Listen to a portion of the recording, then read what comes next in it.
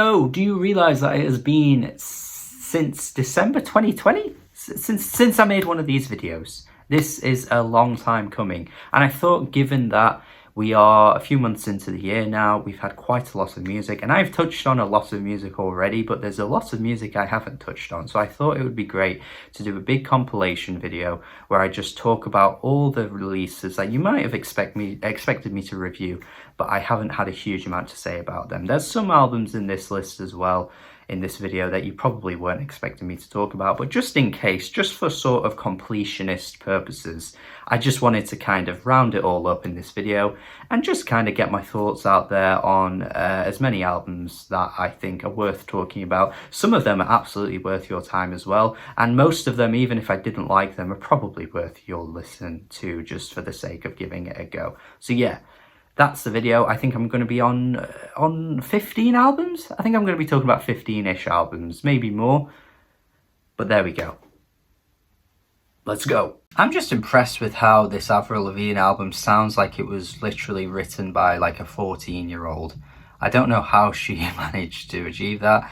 I'm all for, like, you know, reliving your youth, capturing your youthful days, I guess you could call it, however you want to word it. I'm not against that, obviously. I think someone in their 30s is allowed to still have fun and, you know, feel like they're young or whatever. That's okay. I'm sure when I get to that point, I'll want to feel that too. But not when you're writing lyrics as basic as this. Like, you can do that while also maintaining a maturity, but Jesus Christ, does she sing so low with these lyrical ideas. It seriously does feel like a 12-year-old. I said 14 a minute ago, but I'm changing it to 12. A 12-year-old wrote these songs, I swear. I mean, I don't even know the writing credits of this album. Maybe she didn't write this album, but goddamn, she is not coming across like she's progressed much artistically at all since the days of her earlier stuff. Complicated was written years ago, and that still sounds like it was written with a way more mature angle than these tracks. The Machine Gun Kelly track is just the worst for me. I don't think this album is that bad, but I just hated listening to it. I just thought the pop punk riffs, everything about it just felt so generic. Everything about it felt so basic. Everything about it felt so 2005. It's just not a good album, this, man. Avril Lavigne, no, this is not good. Melt Yourself Down, one of the most overlooked, fun jazz fusion bands out there at the moment. And when I mean jazz fusion, I mean they rip it up and they incorporate punk, dance punk music as well. They are so fun. Every album they put out has been a joyous listen, and they do not miss. I just thought it was easier to throw them in this video as you know, as an album to recommend, because it does seem as though everything they put out just does not get the attention it deserves. I will say this though, their first album probably was the biggest hit. I think since then, they haven't quite lived up to that one, but that first album is so good that it is hard to reach the levels. But my God, this new album here is so infectious and so rhythmic. It's a must listen. They're a really good band. Yard Act, man, this is no good. This is no good. This is ramblings over really standard, like, post-punky instrumentals. It reminds me of like some Sleaford Mods. Early Sleaford Mods had the humour behind it though, whereas this guy in Yard Act has like the sardonic, sarcastic voice without like the wittiness, and there's never like a punchline. It just sounds like he's constantly trying to say something that's so snarky and so funny and so you know, going against the curve, and yet there's like no punchline, and the humor just isn't there. Like, there needs to be more self-awareness of the humor, I think, for me to make this work, because it's just really boring listening to him talk like the whole time, and he's just saying random things. He just sounds like a random guy, like, you know, holding a picket and shouting things. Like, yeah, there might be some truth to the things he's saying. I'm not necessarily saying that, but it's just how he's saying it and the way it's coming across that doesn't really land at all, to be honest. Just more humor. Don't take yourself so seriously. You know, man, Bastille got a #1 album with this without really having any major singles, which only goes to show how big they are in the UK, and they could probably headline a festival just like that at the drop of a hat. But I don't know, man. This album here was just like not interesting at all to me. It's like they're still making tracks from the early albums, but they're less catchy and they're just sounding way more derivative. And the overall like theme of the album, the concept idea, just didn't land for me at all. Yeah, I don't know, man. These tracks just don't sound too good at all. I feel like Bastille have somehow managed to maintain the success and the popularity while just dropping pretty mediocre music. It's impressive. But this one just, I wasn't keen on it. I feel like the theme of this A Few Good Reviews is basicness and lack of inventiveness. And this Fox's album, for me, just really reeks of that. And I've liked Fox's in the past. I thought when she broke onto the scene, she had some really overlooked pop songs, you know, Let Go for Tonight I thought was a great tune. Just had a lot of passion in her voice, her delivery. The tracks had a lot of like euphoria to them, which is why she works so well with that Z song. If you remember that, Clarity, you know, her voice is so good for that kind of like euphoric, explosive feeling. And this album doesn't really have that as much, and yet it seems to have just really robotic sounding pop songs. It's like just taking, you know, synth pop to the extreme, the synth pop trend that's happened over the past few years, you know, with artists like Carly Rae Jepsen, I guess, is taking that idea to the extreme and just really like dumbing it down. And I don't know, I feel like there's more to Fox's than this. I was pretty underwhelmed with this one. It sounds like it's manufactured, and while vocally she's pretty good, I just don't think she's carrying these tracks in ways that she used to in her earlier days. Hooray for the riffraff. Not much of a hooray for me, to be honest. This album, man, was just so timid. At times, the vocalist reminded me of a Sharon Van Etten, which I really liked, and even at times an Angel Olsen, which I also was pretty approving of. Not to just make baseless comparisons for the sake of it, but, you know, these kind of comparisons are good, because these were the best tracks, these were the best songs. But then, aside from that, the instrumentals were often quite faint.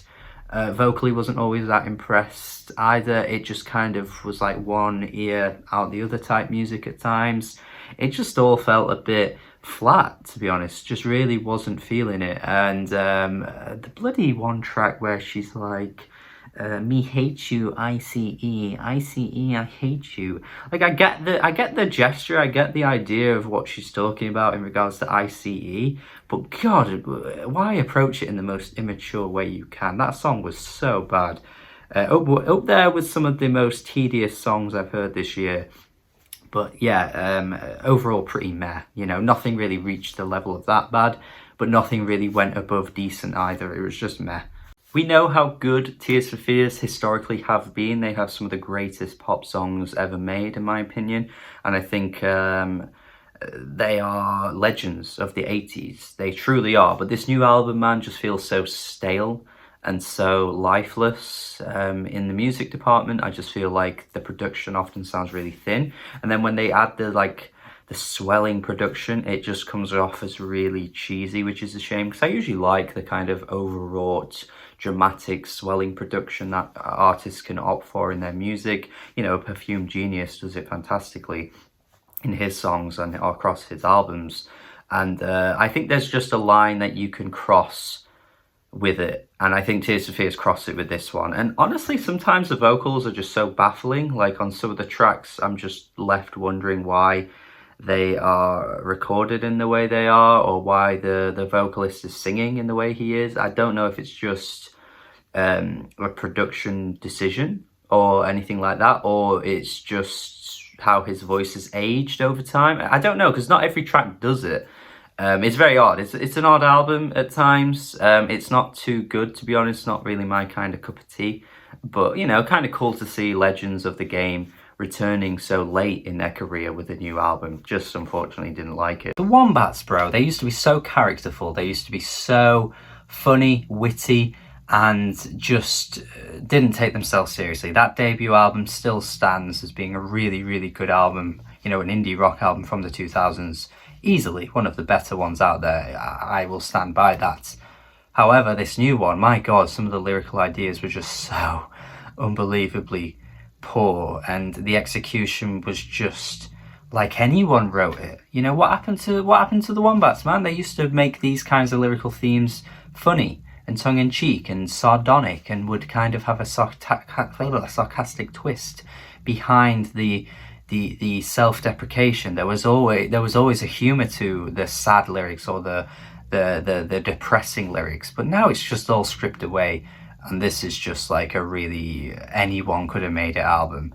Like it's not a good sign for the Wombats, I'm not gonna lie. Just really struggling with Yeat, to be honest. I think there's a lot of potential in this style. I think an artist called Young KO did an album not too far away from what Yeat is doing earlier this year that I actually really liked, and it had a Yeat feature on it, which I thought was one of the best tracks on the whole thing. So there's potential in this guy, and there's potential in this sound, and there's definitely a history of me growing, this style growing on me and me warming up to it. There's loads of trap artists, loads of cloud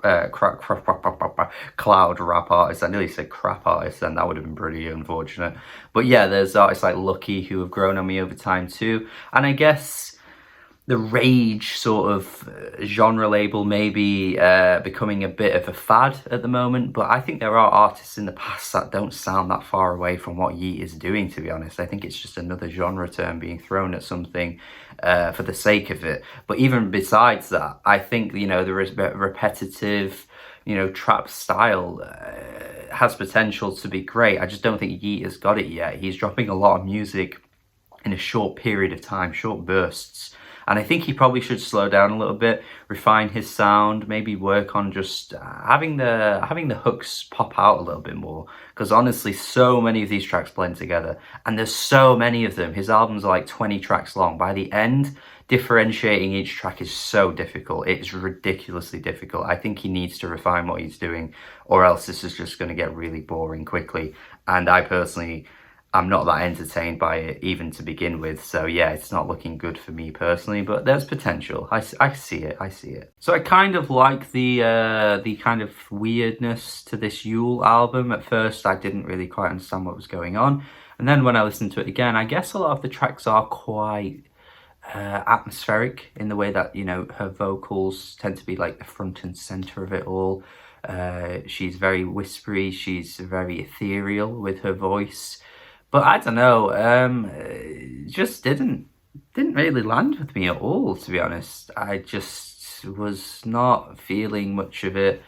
So many of the tracks just didn't really land too well. I don't know what it is about this album. It just didn't really work for me. But I can see why people would love this. I can see why people love Yule.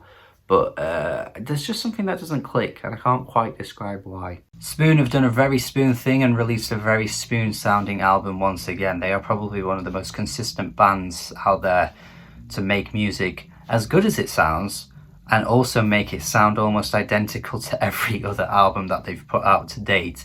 It's insane. Most bands would not be getting away with this ever, and most people would be bored of what they do. But every time I come out with a Spoon album, I just can't not like it. I just can't not like what they do. It's crazy. They are so impressive in how they do that to me. But yeah, it's a good, solid little indie rock album once again. You can't really fault them, but it's nothing you haven't heard before. If you're looking for absolutely nothing, where on top of the nothing, nothing happens even more, and then even more nothing happens, check out the new Burial EP. This is the most nothing EP I've heard in ages, and I don't quite understand what was going on here. Look, I've said before, I feel like ambient music needs to really, really sink into you. And it's interesting that, you know, there are so many artists within this realm or within this genre that so many people feel attached to, because I feel like it's very feeling music, you know what I mean? Like, you have to feel it. And I feel like Burial on this EP just gave me nothing to feel. And it's hard to find that with ambient music, the way it really clicks with you. But Burial just did nothing here. Nothing happened. I feel like I want to be way more positive about this Rollo Tomassi album, considering their last one was so good. The atmosphere is still there. The really powerful moments, the heavy moments are still there too. They really go ferocious at times, and then they go really soft. The juxtaposition of those two sounds, I think, is really admirable, to be honest. I don't think many bands can really pull off the two stylistic shifts, the drastic shifts in sound, as well as Rolo Tomasi, to be honest. So yeah, they definitely deserve more attention than they certainly get. But this one just felt too similar to what they did last time.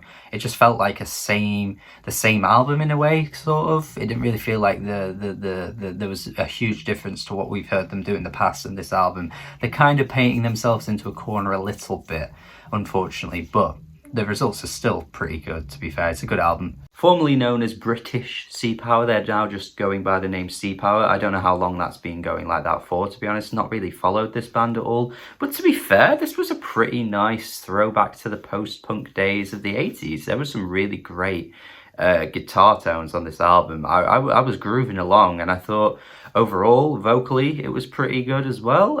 Tracks occasionally got corny lyrically, like Two Fingers. Thought that one was pretty bad, but overall this was solid. Like, this was a solid set of tracks, and I think anyone that wants that return to the classic post-punk days honestly would be happy to be playing this. This was good. Alice Glass this time around is less shrill and less annoying, I'll give her that, but she's still not really making good music, and she still is occasionally shrill. It's better than that other EP she released a few years back, certainly better than that, but this one still isn't going in a great direction, to be honest. I haven't seen many people talk about this either. I don't know what audience she has at the moment, to be honest, but this again just wasn't really for me.